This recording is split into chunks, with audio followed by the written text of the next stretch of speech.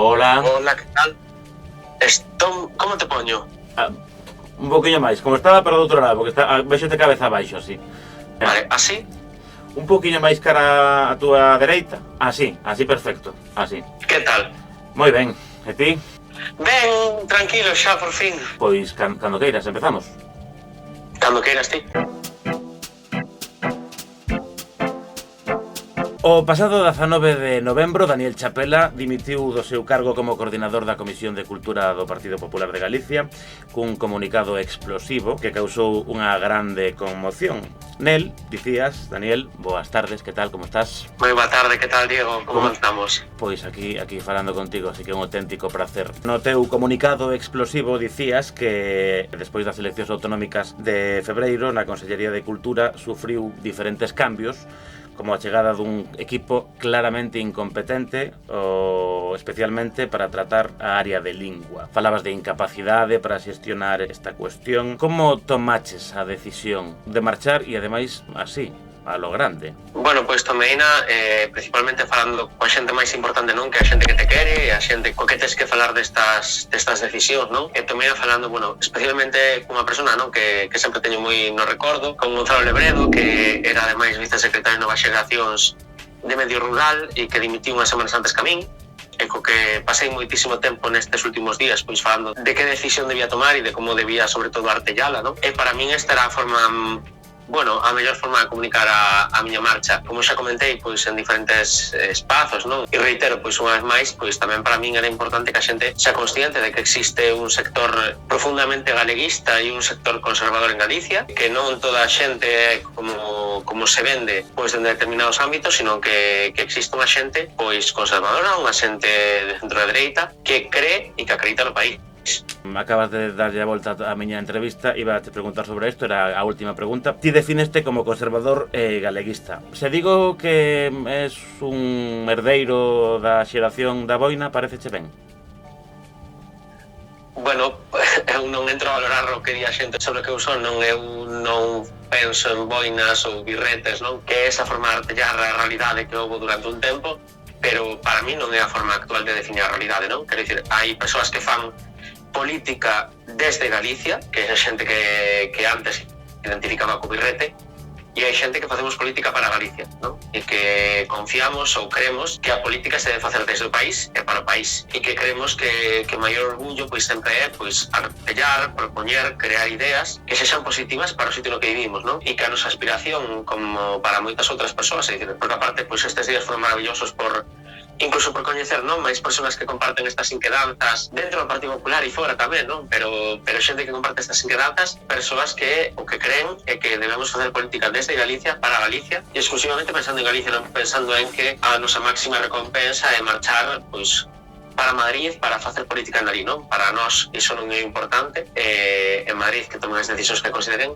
e que fagan o ruido que consideren. Para nós é importante facer política en aquí e para aquí, e por iso pois tamén unha cuestión fundamental, non? Que o Parlamento Galego, que non pode ser un Parlamento de cartón pedra ou de cartón pluma, non? Como moitas veces teñen dito pois tantos dirixentes de todas as correntes, non? Incluso do propio Bloque, como pode ser Beiras, non podemos ter ese tipo de Parlamento, non podemos ter ese modelo de país, sino que o Parlamento de Galicia ten que ser o eixe fundamental desde o cartellar a nosa realidade e desde o cartellar como concibimos as cousas. Nunca manifestara nada no ámbito interno do partido. Somos un partido galeguista, centrista, moderado. A nosa defensa do uso do galego é un uso armónico e cordial. Dos sabares de toda a vida, que hablaban castellano e hablaban gallego. Non apostamos en ningún caso pola imposición. Nese sentido, é a mesma postura que temos dende sempre e incluso hai 2 anos e medio, cando se afiliou esta persona, era esa postura e hoxe sigue sendo a mesma. Dende logo, a súa queixa a coñecemos única e exclusivamente polos medios de comunicación e non temos ningunha outra información ao respecto. Paula Prado dixo hai un par de días, preguntada pola túa demisión, en primeiro lugar referéndose a ti como esa persoa, só lle faltou da que vostede me fala, o famoso de Rajoy e do Partido Popular para referirse a xente normalmente afectada pola corrupción. En primeiro lugar, como senta que nin siquiera teñan o valor de dicir o teu nome como se desaparecerás do mundo? Fixeches dano? Bueno, pois realmente eu dicio estes días nun artigo que escribín para Ferrado de realmente o rebumbio que se montou o que demostra que hai un sector que sempre se preferiu invisibilizar e que existe. Podría facer unha broma porque eu sou moi fan de Harry Potter, ¿no? E podría dicir el que non debe ser nombrado como forma de facer así como unha pequena chanza, unha pequena broma, pero quero dicir, para min que prefira ni sequera pronunciar o nome é unha mostra de que realmente, pois, iso, había unha pulsión, hai unha serie de personas que realmente queremos construir un proxecto para o país, de verdade, de corazón, e que hai outras que non están por esa labor, non? E podeme referir non somente a esas declaracións concretas, non? Que podíamos escoitar nunha ronda de prensa do PPDB, sino a unha nova que saía onte nos diarios, non?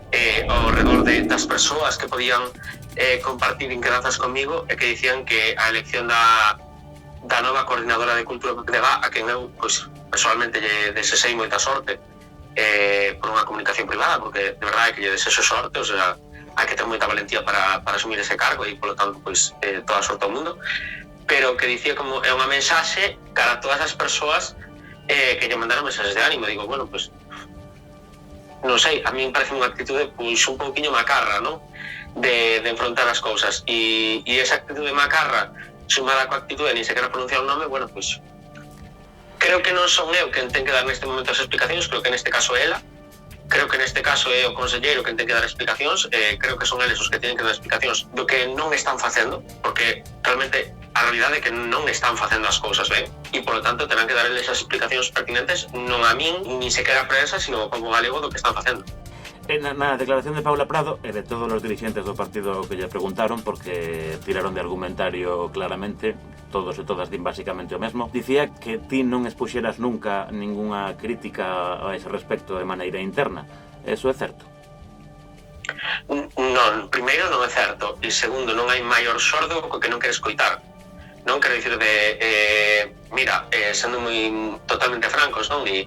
E xa ni sequera vou falar por mí, senón por moitísimos alcaldes e por moitísimas persoas que me comunicaron nos meses pretéritos de, por exemplo, no meu caso, levo 7 meses, é dicir, dende o momento no que o conselleiro tomou posesión do cargo, pedindo unha reunión da Comisión de Cultura PPDB con ese conselleiro. 7 meses. Non estamos falando de 5 días, nin 10, nin 15, non? Estamos falando de 7 meses. E esa reunión non se celebrou nin no mes de abril, nin de maio, nin de xuño, nin de xullo, nin de agosto, nin de setembro, nin de outubro, e vense a celebrar a finais de novembro. Pero que a realidade é que hai alcaldes, hai cargos, hai persoas incluso do propio Partido Popular, que non me referir a ni sequera son persoas da oposición, sino persoas do propio partido, que levan meses detrás de un conselleiro para transmitirlle ideas, propostas, comentarios, críticas, e que non puderon facer basicamente porque non lles contestou as peticións de reunión. O que dixen antes, non hai maior sordo co que non quero vir. É dicir, os meus comentarios a respecto á lingua levan sendo, creo que, moi claros dende o primeiro momento, xa non só dende que milito no Partido Popular de Galicia, non, senón dende antes, do que eu opino a respecto á lingua galega e de como se debe fomentar e protexer. E estes días non víamos aí un chiste que sacaba, non, Galicia Confidencial, que era como o conselleiro de Cultura non entende a dimisión de Derecha Presa e nada cambiou dende que o conselleiro tomou posesión do cargo. Esa era a pregunta que te quería facer agora. Cambiou algo a política? Por que agora? Porque a cuestión está en que neste momento o Partido Popular está ofrecendo un pacto falso, está ofrecendo un pacto que non é real e sobre todo está decidindo non escoitar os principais actores da política lingüística do país. Un principal actor que a mí me parece referencial, non? E quero dicir, é un actor co que a mí me separa moitísimas cuestións ideolóxicas, pero que a mí me parece fundamental escoitar, como pode ser a Mesa pola Normalización Lingüística, porque creo que teñen moito que aportar, teñen moitas ideas e coas que eu podo non concordar en moitísimas delas, pero a pesar de non concordar con elas, creo que un labor fundamental non só do Partido Goberno, que o Partido Goberno é de menos, sino do Goberno, dos 2,7 millóns de persoas que habitamos en Galicia, é escoitar as persoas que non están de acordo connosco, non? E nestes momentos o que se está facendo é tomar unha serie de decisións e dicir unha serie de cousas que xa non é só que voen as pontes dun pacto pola lingua ou de outra cuestión, que iso hasta poderíamos dicir que non é o máis importante, sino que poñen un foco sobre determinados sectores que non son os máis responsables da cuestión, non? Para min, escoitar unhas reflexións como que os inmigrantes son os principais culpables de que se deixe falar en galego,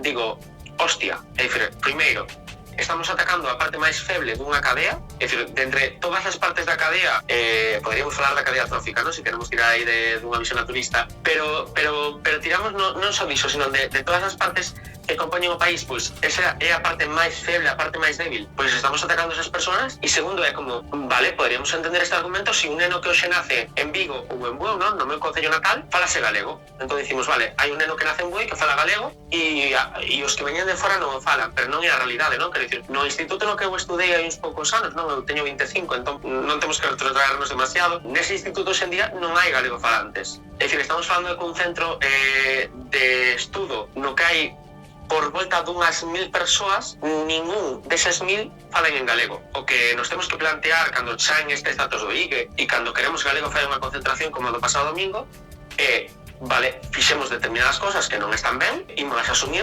imos tomar nota da mensaxe que nos está mandando unha ciudadanía que nos está pedindo unhas cuestións concretas e que non nos está mandando mensaxes, non están falando do sexo dos anxos, non? Están pedíndonos unhas cuestións moi concretas e moi concisas. E o que imos facer é ver en que fallamos e como podemos corrixir. E o principal xeito de corrixir esa situación é facilitar que no ensino se poida falar galego libremente en calquera materia, é dicir, é a derogación do decreto plurilingüismo. E claro, existe unha cuestión así un pouco, non sei se chamarlle irónica ou histriónica, porque poderíamos utilizar calquera das palabras, ¿no? Pero básicamente é a seguinte: pretendese vender unha igualdade no ensino que, pues, si coincidimos que só existe a escola, dicimos 33 e 33 funciona perfecto, pero primeiro, non todos os centros teñen un ensino plurilingüe e, polo tanto, xa non temos 33 e 33, sino que só temos 2 idiomas e sabemos cal é o que se queda co simple 33 e cal se queda co 66. Non fai falta ter un Nobel, non? Para saber isto. E despois hai outra cuestión, que é dicir, que podemos pensar en canales de televisión que miran os nenos, están en castelán, estímulos que recibimos nenos, están en castelán, perfecto, pois entón temos que corrixir esta situación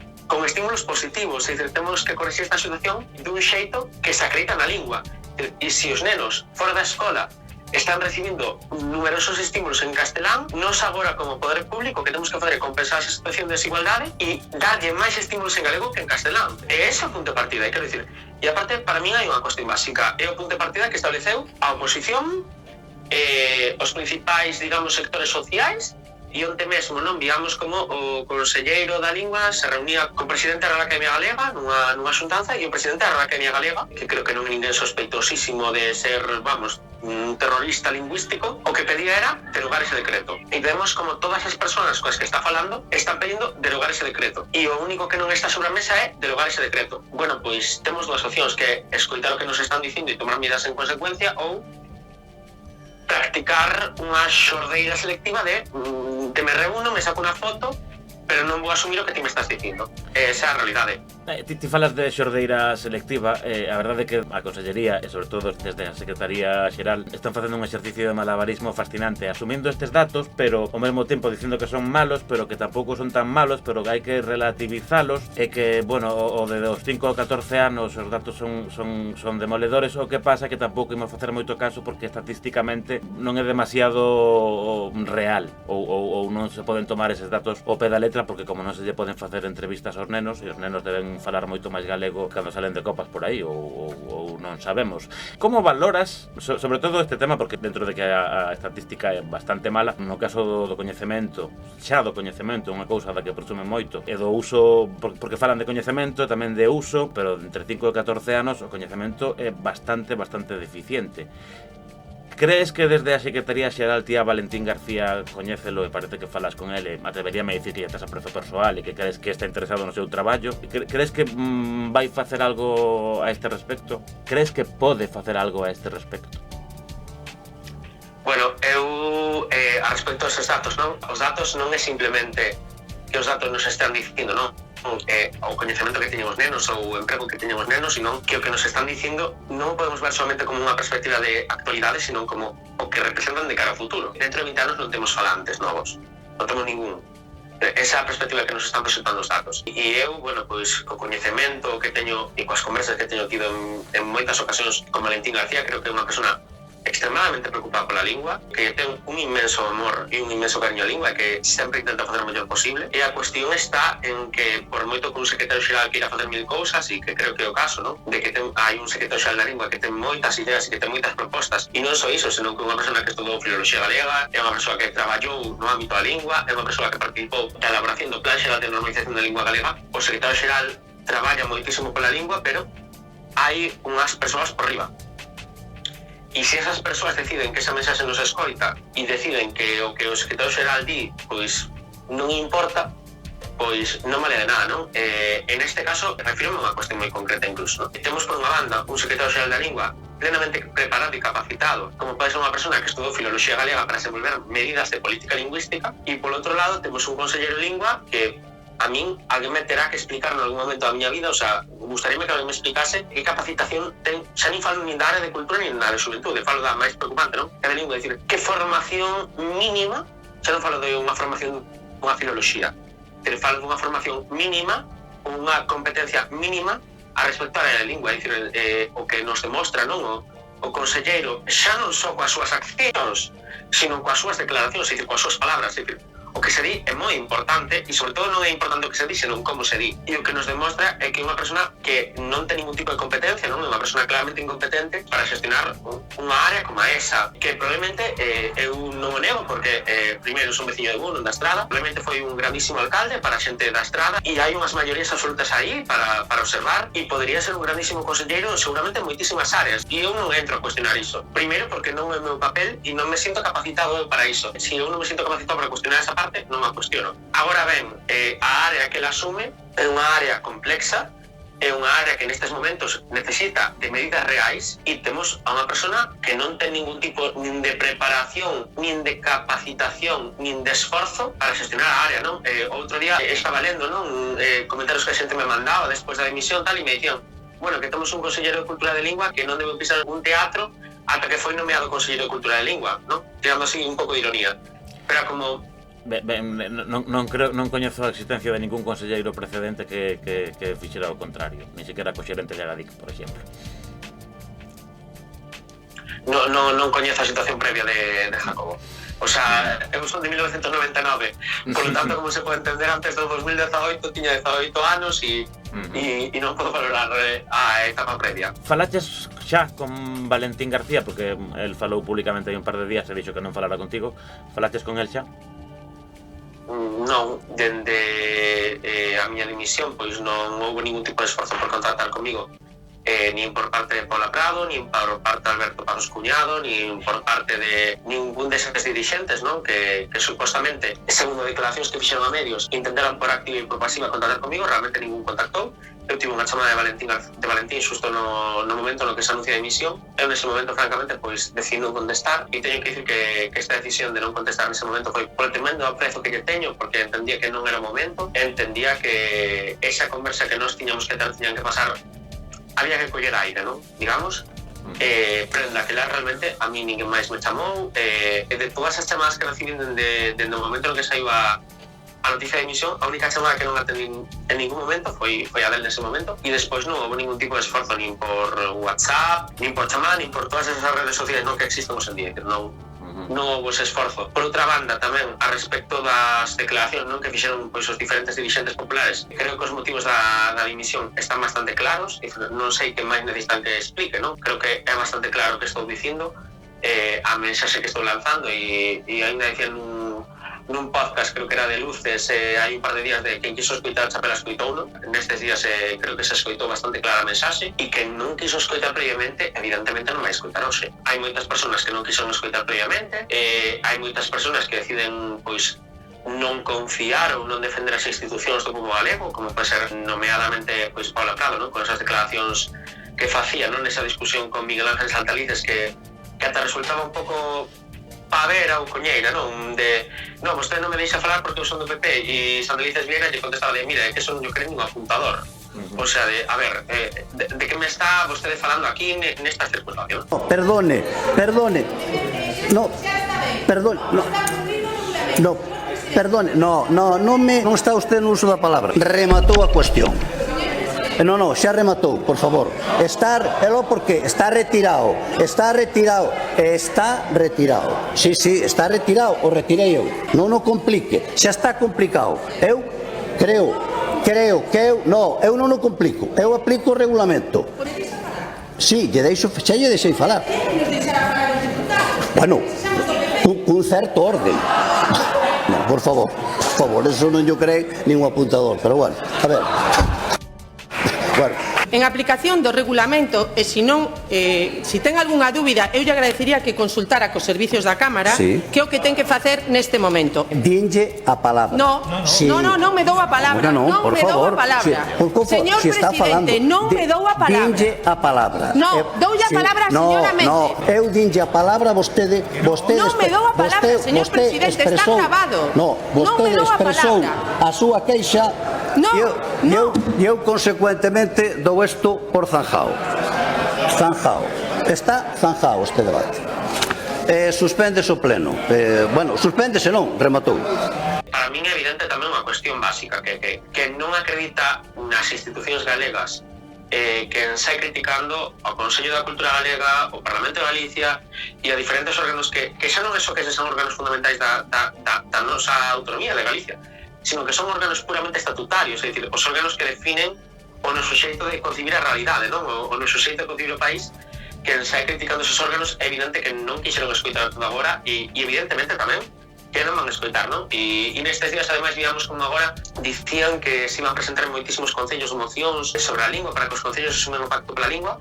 E eu teño unha pregunta fundamental, se alguén deles quisese chamar, o teléfono está aí aberto e eu encantado de explicar e de conversar, sobre todo porque recibí moitísimas chamadas de xente do PP para falar deste tema e sobre todo trasladando apoio e digo, vale, perfecto, e a reunión coa mesa pola normalización lingüística que pediron en 2 ocasións e que pediron en canto se meu conselleiro, onde está? E a reunión con todas as entidades e organismos que levan pedindo meses reunións, onde están? E queda moi ben, queda moi bonito e volvemos ao cartón pluma, non? Presentamos unha moción e entón aprobamos unha moción que aparte as mocións son maravillosas, non teñen carácter vinculante, entón aprobamos unha moción e parece que así solucionamos o pacto e solucionamos a adhesión e demais, pero do que se trata non é de que moita xente salida, eso é maravilloso, pero non se trata diso, sino que se trata de querer escoitar, e escoitar demóstrase co que dicía antes e que reitero agora, que é escoitar a quen pensa diferente a ti. Non hai maior mostra que de decidir que aquelas persoas coas que non concordas en absoluto moitísimas cuestións son xente que tes que escoitar. E eu volvo outra vez coa mesa, non? Que eu tive en varias reunións con eles e, bueno, foron reunións ademais moi productivas e creo que é unha necesidade, non? Que nos reunamos, que falemos, que conversemos e que digamos, bueno, pues hai estes puntos que nos separan, pero todos estamos ali para traballar pola lingua. Entón, digamos, isto que nos separa ímolo deixar a marxe e imos falar do que nos une, non? E creo que a lingua galega, pois, que nos une a moitísimas persoas. Hai a outras as que evidentemente non lles une, non? Porque están pensando nun futuro fora do país e evidentemente eu entendo que quen pensa en facer carreira en Madrid ou quen pensa en fora de Galicia sempre, pois non lle interesa a defensa do galego. Eu entendo e respeto, é moi respetable esa decisión, non? A decisión de querer facer carreira fora é moi respetable. Agora ben, eu non podo acreditar nela, non? E creo que calquera persona que defende o país pois que non pode acreditar nela. Ti continúas sendo concelleiro no Concello de Bueu. Na túa carta de renuncia falabas tamén, e de feito dedicabas máis tempo a falar do problema que tiveras coa voceira do Partido Popular. Se non tiveras ese problema coa voceira e co partido en Bueu, a túa decisión sería a mesma? Marcharías? Pois mira, a ver, eu non podo falar sobre pasados que non sucederon, porque non podo pensar no que pasaría se non pasase o que pasou. Agora ben, o que che podo dicir é moi claro, non é a decisión definitiva de marchar, é a que tomo o domingo da manifestación de Queremos Galego e a decisión que tomo cando miro as declaracións que se están facendo a respecto desa manifestación. Agora ben, é evidente, non, que esa situación con a miña portavoz municipal xera unha brecha, ou seja, o que evidencia dous xeitos distintos de concibir a política, non? E nesa situación, pois tamén houve conversas con Paula Prado e demais, porque evidentemente, pois, cando un concelleiro toma unha decisión que non é conforme o que toma a portavoz, pero para min o máis importante é defender a palabra que eu lle din aos veciños, non? E como estes días que ademais que estou en Bueu tamén, porque tiña unhas vacacións aí acumuladas e son bastante boas, non? Moita xente que me pregunta sobre este tema, non? E sobre o que falamos e conversamos pois tranquilamente, eu digo, mira, eu sí teño palabra. Neste caso, quen teñen que dar explicación sobre non ter palabra non son eu. É dicir, eu non teño que dar explicación sobre a decisión que tomei neste caso, no sentido local, estrictamente, porque eu me mantive fiel ao que eu lle prometí aos veciños en campaña electoral e a miña postura a respecto do 2023 ao día de hoxe non cambiou en absoluto. Se eu me comprometo con algo cuns veciños, eu non cumprir. E a nivel autonómico defendo exactamente o mismo. Eu teño un compromiso coa xente, neste caso non é un compromiso electoral, pero é o que levo dicindo durante moitísimo tempo e xa dende que teño conciencia lingüística, digamos, porque eu son neofalante, non? Aparte, facíame moita graza irónica, non? Parecíame bastante lamentable ver nestes días pasados a parte de Tíqueres de Ourense a Paula Prado criticando a un deputado ourensán, Iago Tavares, diciéndolle, sí, de los tabares de toda la vida, que antes hablaban castellano y ahora te hablan gallego. Dos Tavares de toda la vida, que hablaban castellano e hablaban gallego. Eu estou lle preguntando cal foi a alusión. A alusión foi o rancio abolengo, unha cosa así da familia Tabarés, dos tavareses de toda a vida de Ourense, e non sei se tiñan un problema co idioma. Entonces, era para precisar esa valoración. Efectivamente, os tavareses son unha familia castelán que chegou a Ourense a finais do século pasado. E se algún problema lingüístico do que eu si efectivamente no século pasado falaba en castelán, non sei que problema hai de que a xente libremente poda falar en castelán e poda falar en galego. Se a señora Prado eso lle parece... Ten razón. Silencio, por favor. Si eso lle parece rematar, por favor. que é motivo para introducir nun debate ás familias sobre a unidade de policía adscrita, me parece que efectivamente é unha degradación desta institución que vostede, señora presidenta, non debería permitir. E dis, que deberías facer aplaudir, non? É dicir, estás propoñendo un pacto pola lingua, estás facendo unha campaña para traer neofalantes, e o que estás facendo é intentar, digamos, humillar a un deputado porque a súa familia antes falaba castelán e agora falaba galego. Eu digo, hostia, oxalá máis, cantos máis se sumen a iso e canta máis xente se sume a iso, pois mellor, non? Esa é a postura que mantive durante dende que teño conciencia lingüística, que basicamente dende hai unha década, e, por tanto, é a postura que vou seguir defendendo. E neste caso, ademais, o que estamos vendo, e o que estive vendo tamén a nivel personal nestes días, con xente que me escribía explicándome por que dimitir hai meses, ou por que decidir apartar 6 meses, non? É que hai unha serie de persoas que non é precisamente pequena, a pesar, pois, desa actitude un pouco macarra de Paula Prado, con unha mensaxe navegantes, non?